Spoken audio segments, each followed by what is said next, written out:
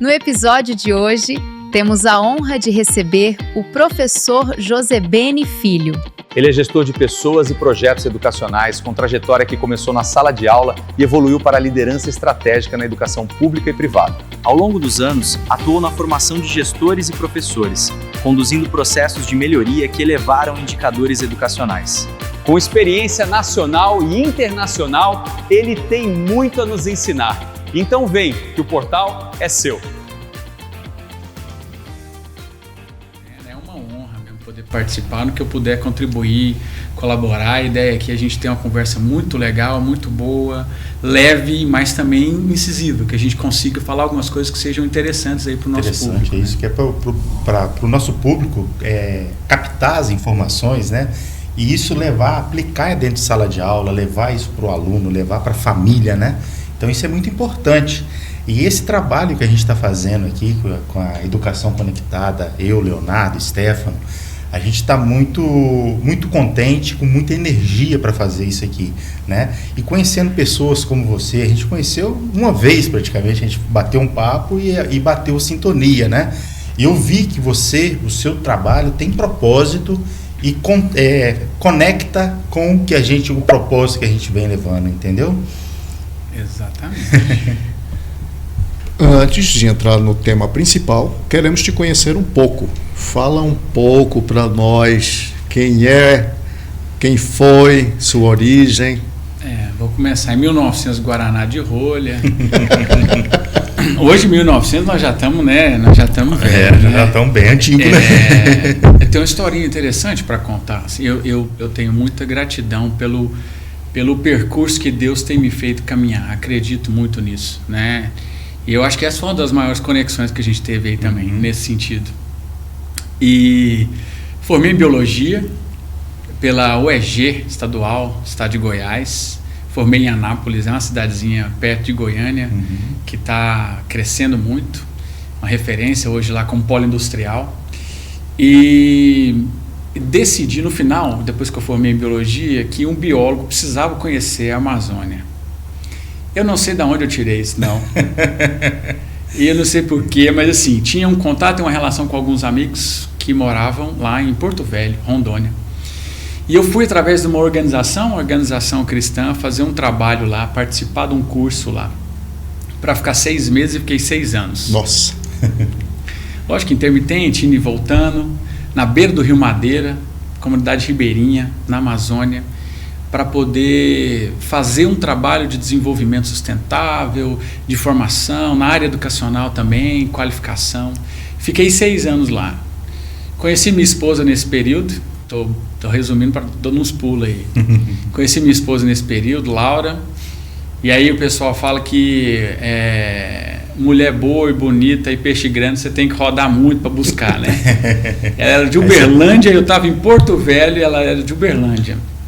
Conheci através de um casal de amigos e a gente casou em 2010 e nós temos 3 filhos. Hoje o Benjamin, né, mais velho, está em 12, a Beatriz com 9 e o Benício com 7 anos. Então, família recente. Família recente, graças a Deus. E aí voltei para Goiânia e fui trabalhar em parceria com uma organização de educação de Goiânia, chama Total Educação e Cultura. Eles me convidaram para uma parceria com uma organização britânica. E engraçado que essa organização britânica tinha feito várias pesquisas aqui no Brasil e eles queriam vir para o Brasil para trabalhar a proposta de educação. E aí eles fizeram uma parceria, me convidaram para essa parceria e eu tive muita experiência lá na Amazônia com muitos estrangeiros e melhorei bastante. Eu quero deixar uma dica.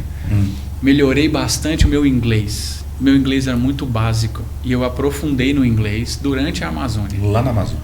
Tanto de leitura como de tradução, mas muito porque eu fui muito sem vergonha.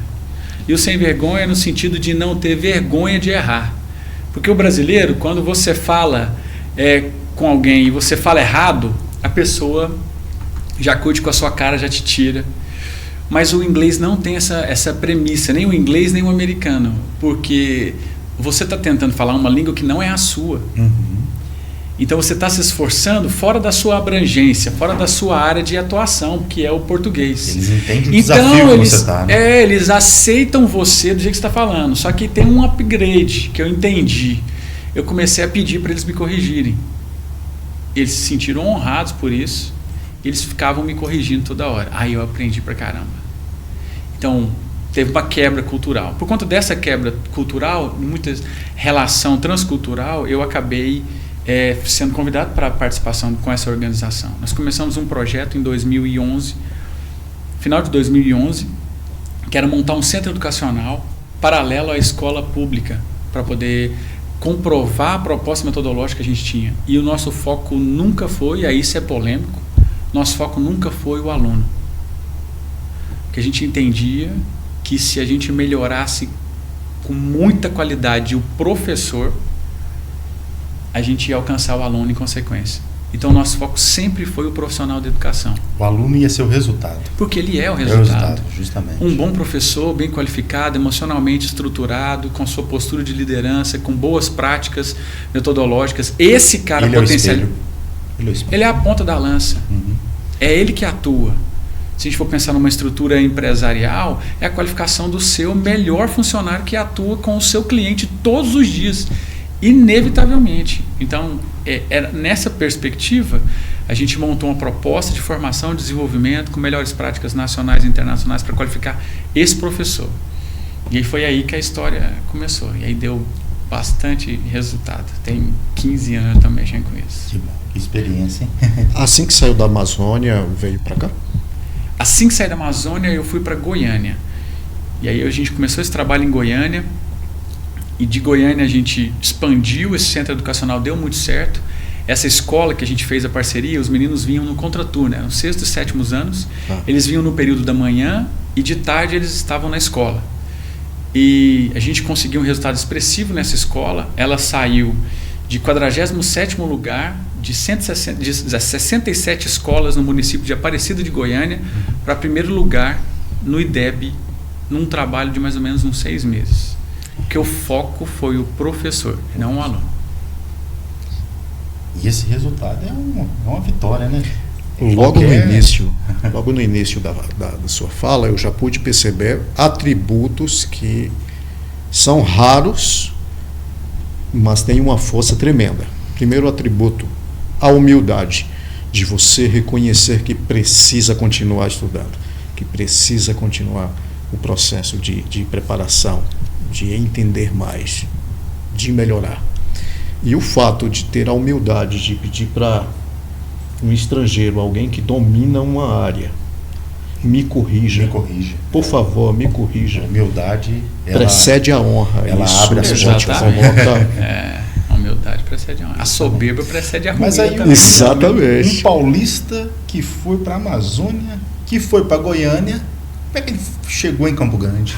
Eu vou te corrigir, eu sou um goiano que fui para a Amazônia, voltei para Goiânia, tá certo, depois vim para cá. Esse trabalho deu muito certo. Uhum. Inevitavelmente, e não é que é inevitável, mas assim, o que acontece muito no Brasil é que aqueles que têm bons resultados, muitas escolas que têm bons resultados não são valorizadas, mas isso não acontece internacionalmente. Como a gente tinha uma parceria internacional, essa diretora dessa escola foi convidada para participar de um evento que acontece lá na Inglaterra, através dessa organização que chama Pixel International Club, e a gente colocou ela dentro para mais de 3.000 professores. E ela foi convidada para falar o que ela tinha feito, porque é compartilhar de melhores práticas. Uhum. O que ela tinha feito para ter esse resultado. Eu fui o tradutor dela lá no evento, e a gente foi para a Inglaterra para poder apresentar esse resultado que a gente teve na escola lá de melhoria do IDEB. Porque não foi um treinamento para que os alunos fizessem uma prova melhor. Foi uma profissionalização do professor, uma melhoria do profissional da educação, um olhar de carinho com o profissional da educação, e isso deu um resultado expressivo. Refletiu. Nos alunos e no resultado dos alunos. E aí, a partir desse trabalho, o centro educacional fechou e a gente virou uma consultoria educacional. A gente começou a entrar dentro das escolas municipais e fazer um treinamento sem custo para o município. A gente fez isso através de investimento social privado. Então a gente fazia parceria com empresas locais empresários bem intencionados, entendendo que eles estavam investindo no futuro da própria empresa, porque os alunos, inevitavelmente, seriam os futuros colaboradores, funcionários, parceiros, amigos dos próprios filhos na comunidade futura. E ele começou a investir em escola local. A gente conseguiu essas parcerias e nós fomos para... Aí a gente fomos para Uberlândia, fomos para São Vicente, São Paulo, Palhoça, Santa Catarina, Ituiutaba, Aparecida de Goiânia, Trindade, Goiânia. A gente desceu para algumas outras cidades, fomos para o sul também. E isso expandiu consideravelmente, essa parceria. E logo depois disso veio a pandemia. E aí, com a pandemia, nós fomos para o online, começamos a trabalhar com redes inteiras. Como a gente tinha uma expertise não só no Brasil, mas esse trabalho que a gente fazia, como ele não ele é de melhores práticas, independente da língua também, a gente foi convidado para fazer um trabalho num campo de refugiado no Líbano.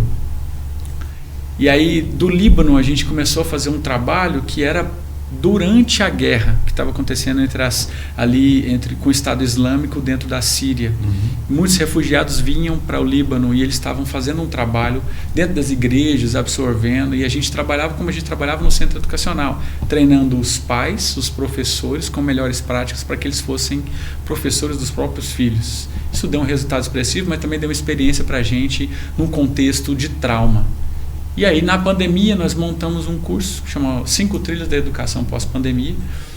E a gente fez um trabalho, eu, o Fio, um outro parceiro nosso, psicólogo, Rony Julian, que é lá de Goiânia, para a gente cuidar dos profissionais da educação.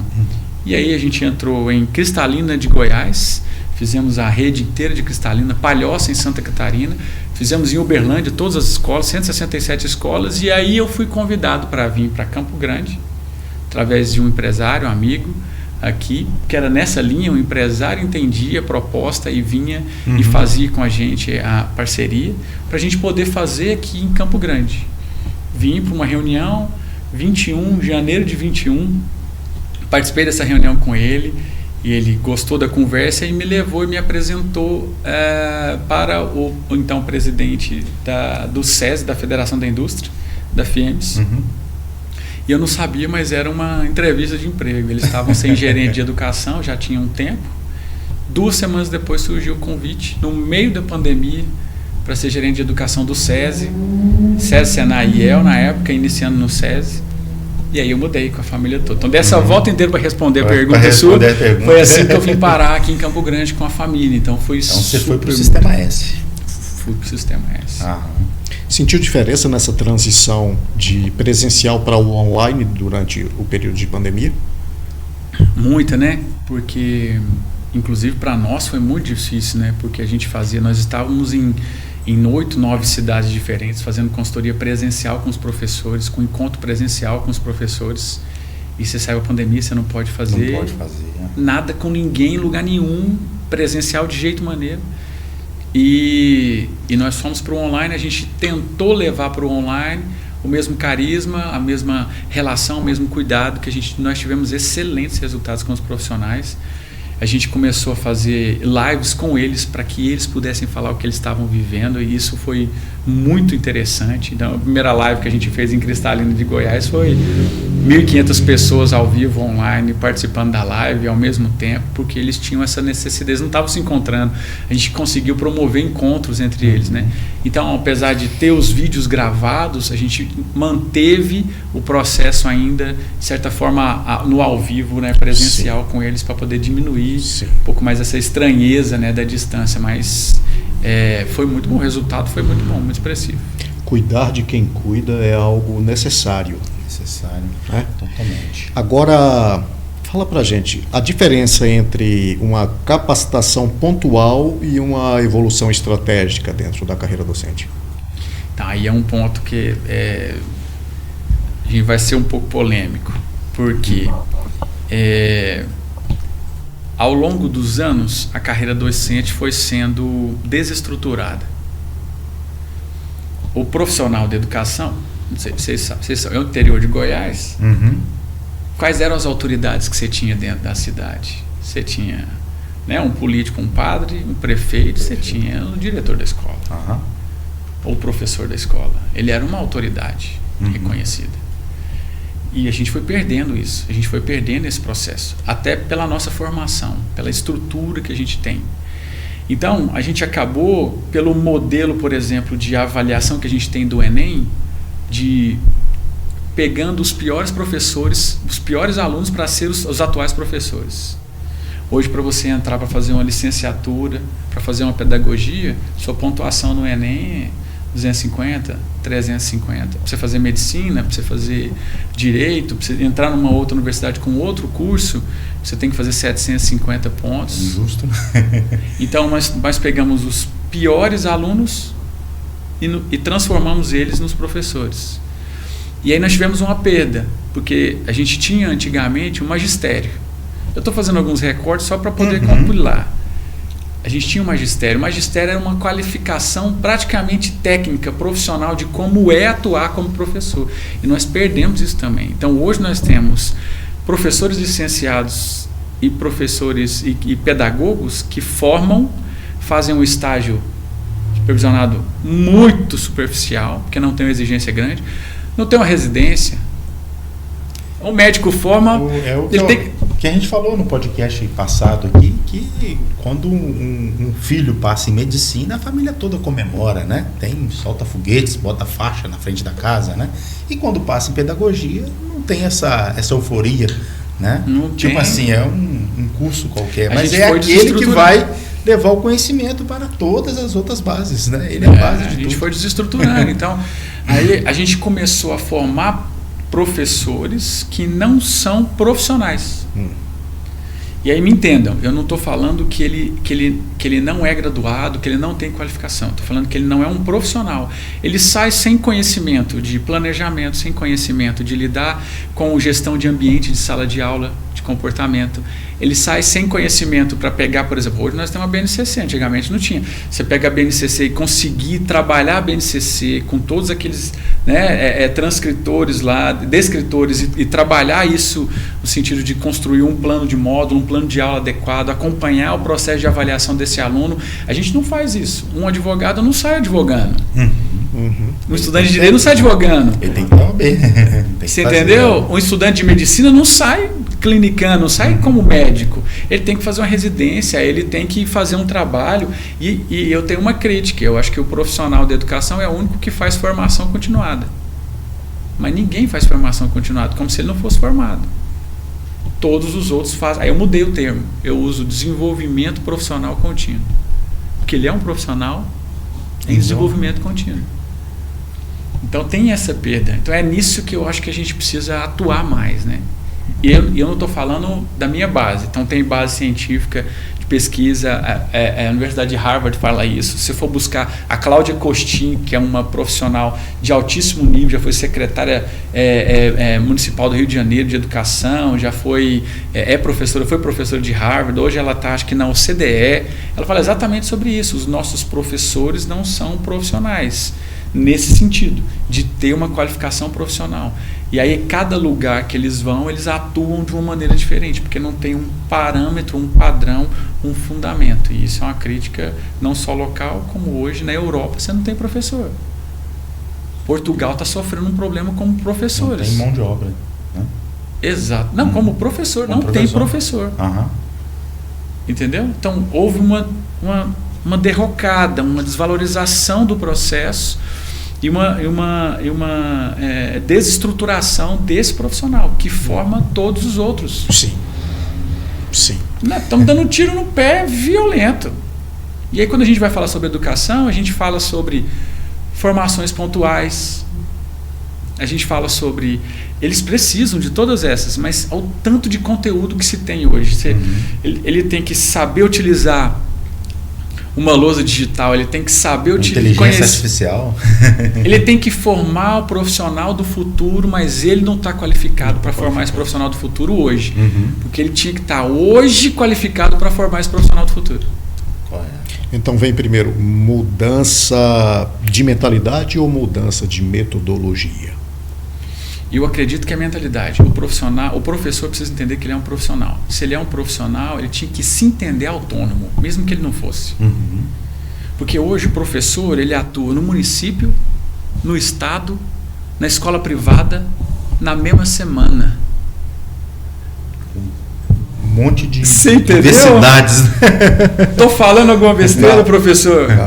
Para compor o seu salário. Que nem era. Só por conta disso. Sim. Porque senão ele trabalharia num lugar só. Mas não, ele tem que prestar um concurso no município, ele tem que prestar um no estado e ele tem que dar aula ainda privada, particular, à noite, em cursinho, para complementar o salário dele. E cada lugar que ele está tem uma estrutura diferente. Aqui você vai ter que aprender desse formato e tal. Aqui é assim. E se ele sentasse e falasse, tem 10 anos que eu trabalho desse jeito aqui, Esse aqui são minha metodologia? Esses aqui são os meus pilares. Esse aqui é o conteúdo. Fazer aquilo que você fez lá na Amazonas. Seja humilde. Fala assim, me corrija se eu estiver errado, né? Esse aqui é o meu processo de avaliação. É assim que eu faço uma avaliação diagnóstica dos meus alunos e vou acompanhando eles durante todo o ano. Eu entrego esse desenvolvimento aqui com os meus alunos durante todo o ano. O meu processo de avaliação é esse, assim. Esse profissional não... Você tem poucos, pouquíssimos, mas ele deveria entender que ele é um profissional. E aí cada lugar que ele vai, ele fica fazendo formação complementar à formação dele, sem uma base estrutural bem organizada. E na sua opinião, os professores hoje, brasileiros em geral, eles compreendem esse impacto no próprio desenvolvimento? Eu acho que eles sentem e estão sentindo a necessidade na saúde mental deles. Fala mais sobre isso. Eu acredito que, e aí vocês me corrijam, quanto menos profissional você é, mais suscetível você fica a todas as variações. Muda um governo, muda um gestor, muda uma estrutura, você tem que mudar toda a forma como você faz as coisas. Quem disse, você tem 20, 30 anos de experiência como professor, você não deveria mudar. E essa mudança constante vai gerando instabilidade, falta de rotina, falta de processo. E isso gera muita instabilidade emocional. Aí eu vou falar um dado para vocês. Eu estava no SESI, eu estava na gerência de educação do SESI, fui convidado para assumir a gerência de negócios com o governo, que era relação direta com o governo estadual, para que a gente pudesse fazer uma parte comercial com alguns produtos que o SESI tinha. Entre os produtos, o SESI é educação e saúde e segurança do trabalho. Dentro da saúde e segurança do trabalho, não tem empresa que faça isso melhor. Não é uma propaganda, mas eles têm um histórico impressionante em relação a isso. Inclusive, o estado do Mato Grosso do Sul só conseguiu o certificado lá deles de e-social, da parte de saúde e segurança do trabalho, por causa do SESI. A gente colaborou nesse processo lá. E eu fiz descobrindo os desafios e tendo essa linha na parte educacional, eu entendi que, por exemplo, o Estado hoje, ele tem, tanto o Estado quanto os municípios, eles têm um desafio muito grande com o afastamento de profissionais pelo INSS. Estou falando de... É verdade, é pura verdade. E aí, conta de padaria. Esse afastamento, 100% desse afastamento, 70% é profissional de educação. Desses afastados. Sabia disso? Eu sei porque tem o nosso amigo lá, o Cleiton, que ele faz justamente um trabalho dessas análises de dados, né, em instituições, sabendo a quantidade de pessoas que estão afastadas de um município que está. Então ele já me passou esse dado e isso é fato. E desses 70%, mais da metade é afastado por CDF, que é o Código Internacional de Doença Psicológica. Só que vamos lá, você tem um professor contratado, concursado, ele é afastado, e esse CDF é no mínimo 6 meses, é de 3, 6 meses, vai prolongando, começa com 3 e vai, de afastamento desse profissional. Esse profissional continua recebendo? Claro. E o que você faz com a sala de aula? Coloca outro. Fala para mim o tamanho do rombo. E a receita no município? Continua, é só vai aumentando. Meu Deus. Você entendeu? Então, aí o administrador público tem que fazer um malabarismo. esse é um problema, um desafio. Por quê? Aí, assim, não é um porquê tão... Não é uma variável, são várias. Mas aonde que eu entendi que eu posso ajudar, certo? Porque a gente tem que entender dentro do espectro que você tem de relação e de possibilidade. Eu quero ajudar esse profissional a ter mais saúde mental. Se ele é mais organizado, mais bem estruturado, se ele não recomeça todo ano ele tem que recomeçar, se ele tem um processo contínuo, se as férias deles realmente são férias, se na casa dele ele não tem que trazer trabalho uma vez ou outra, tudo bem. Agora, todo dia, e aí o professor que não traz trabalho hoje todo dia, você conta nos dedos de uma mão. Sim. Ter esse nível de organização para ele poder fazer esse movimento e ir se melhorando continuamente. Cada vez mais ele é um profissional melhor, mais organizado, mais bem estruturado. Ele consegue entregar melhor. Procurando as ferramentas atualizadas, modernas. Então aí ele faz tudo que é complementar, porque ele tem um fundamento básico. Agora eu preciso aprender a utilizar, porque hoje... A inteligência artificial. Você entendeu? Aí eu vou específico. Eu faço um plano de desenvolvimento profissional individual. Meu como profissional. O que eu quero fazer para melhorar? Mas não, eu estou aqui, ó. Remando. Bate o vento de um lado, vem... Aí eu... Como o vento. Sem chance. Aí, para onde que vai a saúde mental? Não vai longe não. Como é que a gente faz? Verdade. Se a gente não tem uma organização. Sim, claro. Se todo dia você está dependendo de como o cara acordou hoje, se o salário vai cair ou não, se... Rapaz... Do humor, Você entendeu? Sim. Muda a gestão de 4 em 4 anos. E o contrato, eu fiz contrato... É muita insegurança. Entendeu? Então eu acredito que a gente melhorando... Então assim, a proposta não é dar mais recurso. A proposta é ser mais bem estruturado. Ser um profissional cada vez melhor. E nós temos o tempo a nosso favor. Dificilmente você encontra um professor com menos de 5 anos de experiência. Porque o cara que começa hoje, muitas vezes, ele não fica. Ele já quer procurar outra profissão, sai fora. Quando você encontra um professor que ele tem no mínimo 5, esse já é casca grossa. Isso para mim já é, o cara já é um super-herói. Jogaram ele dentro de uma sala de aula lá que ele não sabia nem como é que ele... Eu não vou nem contar para vocês como é que foi a minha, mas é desse jeito. Agora eu quero saber. Só acontece em Aparecida de Goiânia. Aqui em Campo Grande não acontece não. Escola municipal, fui contratado, fui lá para fazer a primeira entrevista com a diretora. Cheguei na sala, a diretora já não estava, porque a correria já estava monstra. Aí ela, opa, tudo bom? Você que é o José Beni? Seja bem-vindo, professor de biologia, né? Não, tranquilo, me segue aqui. E já me saiu comigo. Ó, essa aqui é a fulana de tal, essa aqui é a fulana de tal, aqui é o corredor, ali é a cantina, aqui é a sala dos professores e tal, vem aqui. Entrou comigo dentro de uma sala de 7º ano. Falou, gente, ó, estava bem organizada a sala, todo mundo sentado, todo mundo respeitosamente me esperando, nem eu sabia que eu ia dar aula naquele dia. Aquela recepção calorosa. Essa aqui vai ser a sua turma.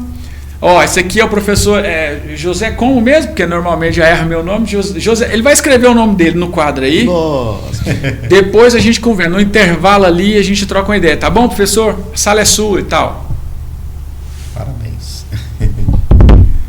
E assim, não é novidade para ninguém não. Isso acontece... É o normal. É o normal. Você já fez o estágio, você tem que estar pronto aí. Você já tem certificado licenciado, você já é um pedagogo, você já tinha que estar pronto. Vai lá, faz. Aí vem a diferença do preparo, né? Entendeu? Você está bem preparado numa situação dessa e você vai... Aí entramos no comprometimento, no propósito, né? Na sua opinião, qual a diferença de um professor comprometido e um professor estrategicamente desenvolvido? Então, o que eu acho que nós mais temos hoje são professores comprometidos.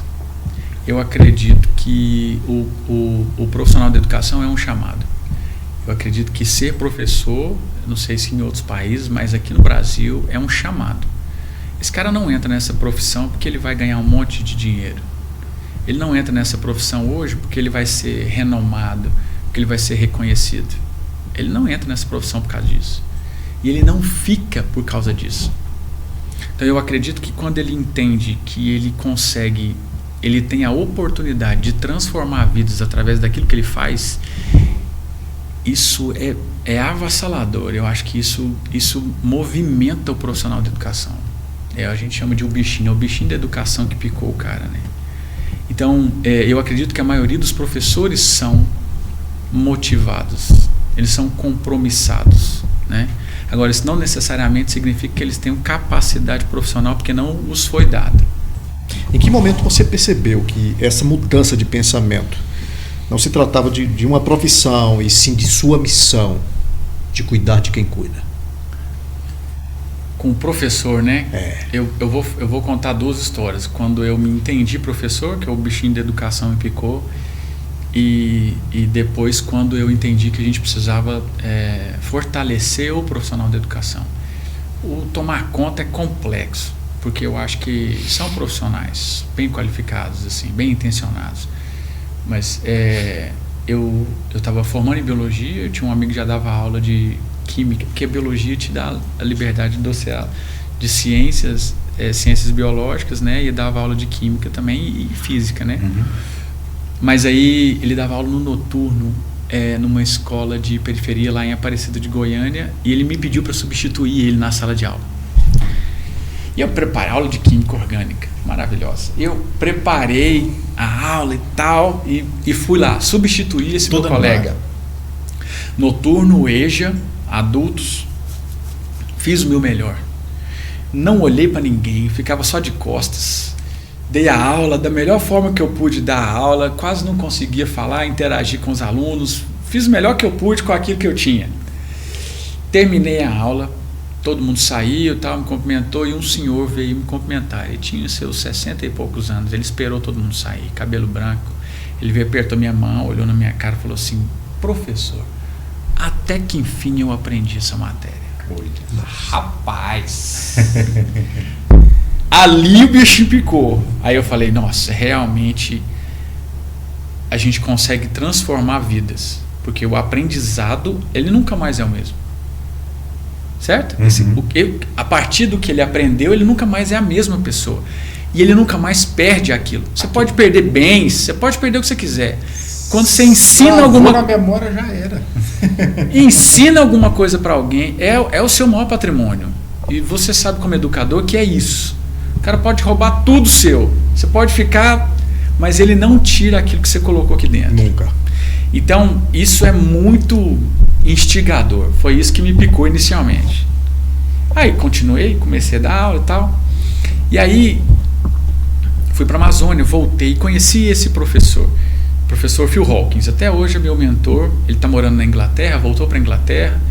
O trabalho do Líbano continuou um pouco, voltou. Nós estamos agora, continuamos em parceria. Ele continua com um trabalho muito bonito na África. Tem vídeos nossos gravados que passam hoje na África e no Nepal. Tem alguns outros lugares que ele vai a partir da Inglaterra ali, com esse trabalho que a gente faz de melhores práticas educacionais, com essa consultoria, esse filho desse centro educacional que a gente montou, que chama Apto, que era aprender, e total virou apto, né, a proposta metodológica nossa, né, de habilitar, e faz todo sentido dentro daquilo que a gente se propõe. E aí, quando a gente começou a fazer esse trabalho, e ele veio e falou para mim tudo sobre isso, e falou de como a Inglaterra focava muito no profissional da educação, e de como, por exemplo, se você forma como professor, você vai dar aula para o ensino médio, porque você você faz pouco estrago. Eu achei fantástica essa história. Se você qualifica e se especializa, você vai para o fundamental. E se você faz um mestrado, uma especialização mais aprofundada, você vai dar aula para o infantil. Viu a diferença? Quanto mais qualificado, mais novo é o seu aluno. Porque maior a transformação que você pode fazer, maior o estrago ou o benefício que você pode fazer. Fala para o professor. Fala isso para o professor. Não é? Ali, né? Naquela? Como foi que eu falei? Quanto mais qualificado é o profissional da educação, mais novo é o seu aluno. Porque maior o benefício que você pode trazer para esse aluno e maior o estrago também que você pode trazer para esse aluno. Então faz todo sentido a gente se qualificar mais e investir cada vez mais cedo na educação, né? Então, onde o cérebro está sendo formado, onde todas as conexões estão abertas, então tem mais possibilidade de influência, né? Quem está mais preparado. E isso fez toda a diferença para mim. Então, respondendo a sua pergunta, quando ele me contou esse contexto, eu falei assim, cara, a gente precisa muito cuidar, focar nesse profissional da educação para que ele seja o mais qualificado possível para que a gente possa ter a próxima geração. Então, de forma extremamente egoísta, eu quero uma melhor geração para meus 3 filhos. E eu preciso focar nos professores. Que mensagem fantástica, né? Porque é com essas pessoas que eles vão conviver, é com essas pessoas que eles vão trabalhar, e nós não vamos estar aqui mais. E a gente sabe que isso é ladeira abaixo ou ladeira para cima, você entendeu? 80% das escolas são públicas. 80% das escolas no Brasil são públicas. Então não acho que você vai encontrar no seu métier de relacionamentos só alunos que vieram de escolas privadas, e eu também tenho já minhas críticas em relação às escolas privadas, mas pensa bem como nós estamos como escolas públicas. Sim. São os mesmos professores. Os mesmos professores. Durante nossas capacitações, onde a Portal do Educador, junto com a New PC Tecnologia, leva até o município, as escolas, as ferramentas que ajudam o professor nesse processo novo, nessa mudança, nessa virada de chave que é a tecnologia na educação, é uma coisa que enfatizamos bem. O humano, ele nunca será substituído pelo tecnológico, jamais, porque o coração humano, imagina só um professor, quando você olha o aluno, você já sabe o que ele está sentindo, se ele dormiu bem, se algo aconteceu, você já tem aquele sentimento, você consegue perceber. Tecnologia não vai fazer isso. Não. Tecnologia não tem o poder de transformar a tua vida. Não, ela cuida dos dados, você cuida das pessoas. Por isso que o professor realmente tem que ser alguém preparado e que ame, que goste de gente, que goste de pessoas. Porque o que você fala, o que você faz através do seu exemplo, você pode salvar ou destruir a vida de uma criança para sempre. É isso. É algo assim. Pronto, agora entramos em um mundo tecnológico. Sim. Você comentou que sentiu uma diferença enorme por conta daquele contato humano antes pandemia, e pós-pandemia agora virou realmente a chave para a tecnologia na educação. Como Sim. você enxerga isso? O que podemos usar a nosso favor? Então, eu acredito, que não é uma certeza, mas é o que eu acredito, né? Da minha pouca experiência, sou novo, tem muita coisa para aprender. Eu acredito que a tecnologia, como você falou, ela é uma ferramenta.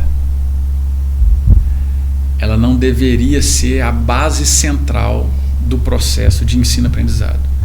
Então, uma vez que o professor conhece muito bem o seu conteúdo, sabe como entregar ele com qualidade, com diferenciação, considerando que ele tem níveis de alunos diferentes na sua sala de aula, níveis de aprendizado, vamos pensar na curva de Gauss, né? Você tem 20, 60, 20. Você tem 20% dos alunos na sua turma, mais ou menos, abaixo do nível esperado, 60% mais ou menos na média e 20% acima. Você tem que planejar considerando essas diferenciações. Você tem alunos que são mais visuais, que são mais auditivos, que são mais sinestésicos. Então você precisa fazer um bom planejamento disso tudo. e que você precisa conseguir fazer uma avaliação clara do processo de aprendizagem e não apenas de entrega de conteúdo. Então, estou falando tudo do professor. Quando ele tem essa capacidade, essa formação, essa estrutura bem fundamentada, aí você tem... eu estou falando, vocês já estão pensando nas tecnologias, porque vocês já estão pensando nas tecnologias para fazer isso tudo. Então você imagina uma tecnologia que ajude ele no processo de diferenciação da sua turma. Uma vez que esse professor conhece bem os seus alunos, ele consegue falar os diferentes níveis que os alunos deles estão, e essa tecnologia... a linguagem de cada um. Você entendeu? Essa tecnologia pode ajudar ele no processo de planejamento de aula, pode ajudar ele no processo de avaliação, para a coleta de dados adequados, para que ele possa tomar decisões, que é dados, para tomada de decisão estratégica, para que ele não tenha que fazer uma avaliação apenas sumativa ou sumária, mas que ele possa fazer avaliações formativas diárias no final de cada uma das suas aulas. Já é uma boa prática internacional. Sim. Todo dia você saber o que você vai ensinar e como é que você sabe que eles aprenderam. Uhum. Isso é uma pergunta que todo professor deveria saber responder todos os dias na sua sala de aula. E é isso, como é que você sabe que eles aprenderam? É informação para que você continue da onde você parou. E se você alcançou o que você esperava alcançar ou não. Então você tem todo um aparato de ferramentas que pode ajudar esse profissional da educação a dar continuidade. Ele identifica deficiências ou dificuldade de aprendizagem de alguns alunos. Aí você tem tecnologia para ele conseguir fazer uma atividade extra, para o menino poder fazer alguma... Você entendeu? Como Sim. tem, por exemplo, na NilPC mesmo, na plataforma, no portal do educador, né, do professor, que você tem várias ferramentas que ele pode utilizar. Mas você entende que tem um parâmetro antes... Sim. desse processo, Sim. que é do profissional da educação saber o que ele quer para depois ele saber o que ele vai utilizar. Então eu acho que a ferramenta, a tecnologia, ela é o quê? Por isso que a gente chama aqui uma plataforma de apoio, né? Nós não falamos que é uma plataforma educacional, é uma plataforma de apoio ao educador. O que me preocupa, tem assim dois lados dentro do nosso trabalho aqui. O Alan, ele soluciona os problemas. Ele pega a dor do professor e cria uma solução. E eu me preocupo se o professor terá maturidade para usar essa ferramenta. Pronto. Essa é a nossa preocupação. Porque eu acho que a ferramenta em si, como o Alan pensa, por exemplo, ele é um ser pensante impressionante, né? Eu vi a apresentação dele lá, muito legal. Eu, como professor, eu fiquei assim, nossa, se eu tivesse isso tudo na minha mão, ia ser muito bom. Como professor, né? Mas eu fico pensando assim, é que o professor precisa ter uma base muito bem estruturada, porque eu acho que o que a gente oferece, o que a NilPC oferece, ele é um conteúdo intermediário e avançado. O fundamento de coleta de dados, né? Do que coletar, de como ensinar, do que fazer, de como o processo de avaliação, isso é um fundamento, que é o que você fala sobre essa maturidade, é uma base fundamental, e a partir disso eu vou colocando conteúdos diferentes. Aí eu acho que cabe muito bem. Por isso que eu acho que a gente tem algumas confusões. Eu acho que dentro do processo de estruturação, de formação do professor, nós temos lacunas. Sim. Então não é que ele não tem nada disso, mas ele tem lacunas aqui no processo de práticas Sim. de aprendizagem. Então, por exemplo, a formação que a gente faz, a gente usa 4 pilares. Liderança, que é a mentalidade, é uma postura. Ambiente de aprendizagem, ele que domina o clima. Se você quiser ensinar raiva, você vai conseguir ensinar raiva. Se você quiser ensinar impaciência, você vai conseguir ensinar impaciência, mesmo você não Sim. querendo. Sim. Então tem que ser intencional no ambiente de aprendizagem. Planejamento e avaliação. Isso é um fundamento. Então se você tem dentro desses 4 tijolos aí de base, fundamento, pilares, a gente tem lacunas nesse processo de capacidade do profissional da educação, fica difícil você entregar uma ferramenta que ele consiga utilizar com toda a sua possibilidade, que eu vi, por exemplo, lá dentro do portal. Me dá uma chave do avião. Eu não vou saber pilotar o avião. Você entendeu? E o que eu acredito muitas vezes, por exemplo, é que esse professor ele tem o manual do avião, ele leu ele inteiro, inclusive. Mas não entendeu. Mas nunca pilotou. Né? Quando ele sai da formação dele, né, inicial. Tem uma pergunta para ti. Opa. A IA substitui o professor? Ou vai substituir o professor? Eu acho que nunca. E aí já é um ponto. Porém, pela defasagem do profissional da educação, os alunos começam a achar que pode substituir. E aí o aluno começa a se tornar um autodidata, mas sem uma base para saber pesquisar da maneira correta. Qual que é o maior desafio que a gente tem? O que mais se vende hoje de IA? Como fazer prompts. Quem que faz prompt? Quem pensa? Você tem que ter uma base de conhecimento. Por isso que a IA tem mais sucesso com a galera da velha guarda, né? Sabe escrever. O jovem é tudo abreviado. Tudo. O cara escreve um prompt de você entendeu? Que é uns 34 linhas. A IA entrega um processo muito mais bem estruturado. Aí você pega um aluno que acha que sabe e vai perguntar, e aí ele acha que aprendeu. Nós vamos ter um desafio grande aí. Então eu acho que nunca vai substituir. O profissional da educação tem sempre o seu ambiente, mas a IA ela parece que é uma boa substituto para quem não tem conhecimento aprofundado de assunto. E o conteúdo? Tecnologia substitui o conteúdo? E eu acho que, de novo, né, a tecnologia ela suporta a entrega do melhor conteúdo, né? Então você tem o conteúdo e ela vai fazer como, por exemplo, o Google mesmo está lançando uma ferramenta, eu não sei se já está no ar, se está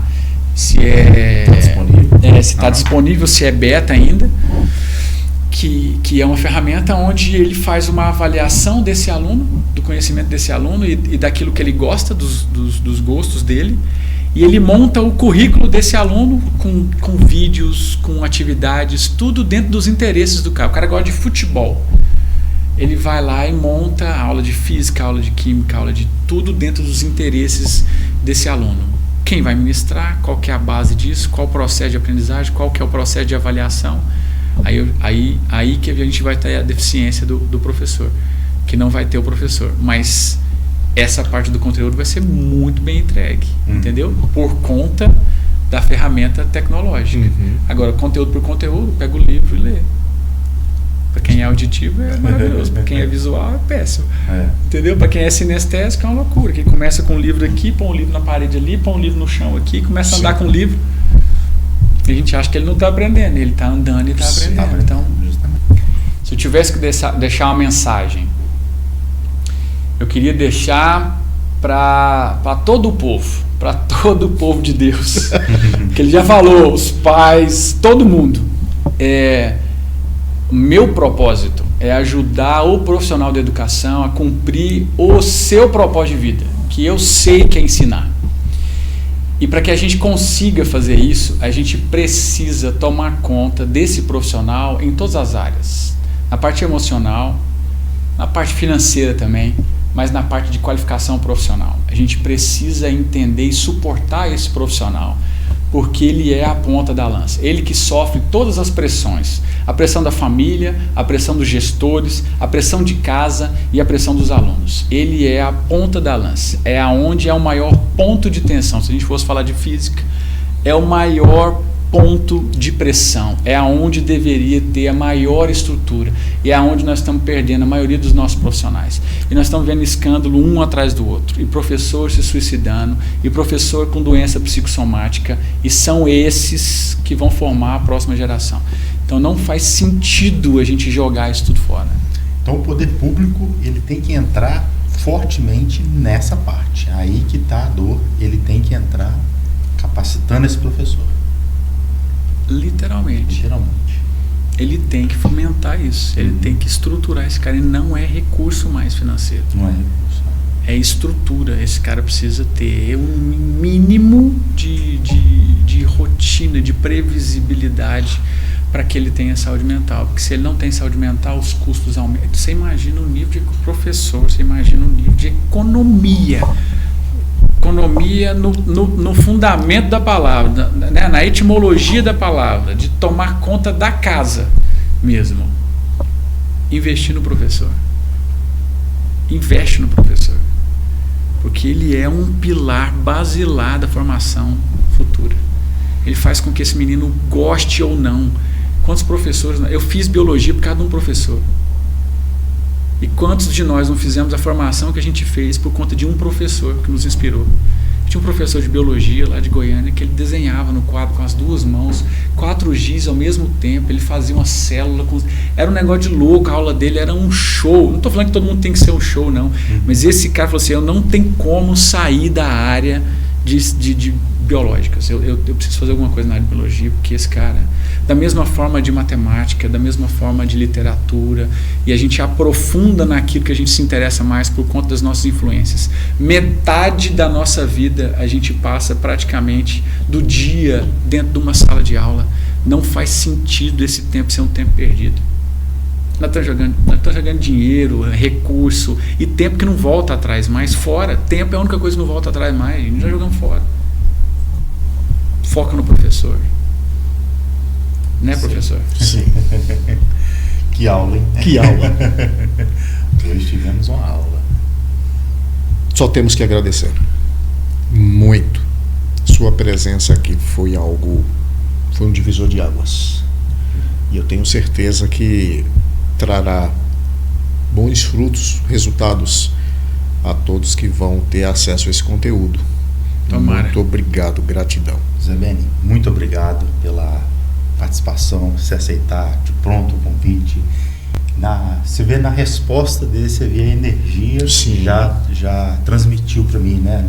Na disponibilidade. Então eu fico muito feliz de você fazer parte desse projeto nosso que está iniciando, né? Um projeto que você pode observar que tem propósito, né? Você que é profissional da área da educação, a gente quer levar essas mensagens educacionais para toda a população, para professores, para gestores públicos, para poder fazer isso, fazer a transformação no professor e transformar a educação. Muito obrigado.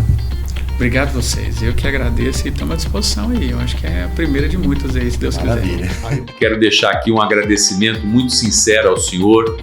Sua trajetória fala por si. Hoje, mais do que respostas, o professor José Beni nos provocou com perguntas essenciais. O que realmente faz uma escola melhorar? Obrigado por compartilhar tudo isto, sem dúvida. Contribuiu para fortalecer quem acredita na educação com propósito. Se esse conteúdo fez sentido para você, ajuda o canal. Segue a gente, curte e compartilha. Juntos somos fortes. Até semana que vem. Tchau!